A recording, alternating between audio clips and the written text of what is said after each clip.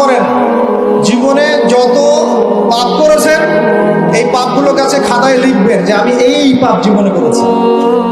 মনে করেন, নিজের সাথে অনেস্ট হবেন, আয়নার সামনে দাঁড়াবেন, চোখ বন্ধ করে রাত্রেবেলা শুয়ে চিন্তা করবেন যে আমার তো বয়স হয়ে গেল 30, 40, 50, সারা জীবনে কি কি বড় বড় পাপগুলো করেছে। চিন্তা করে দেখবেন আপনি খুঁজে পাবেন।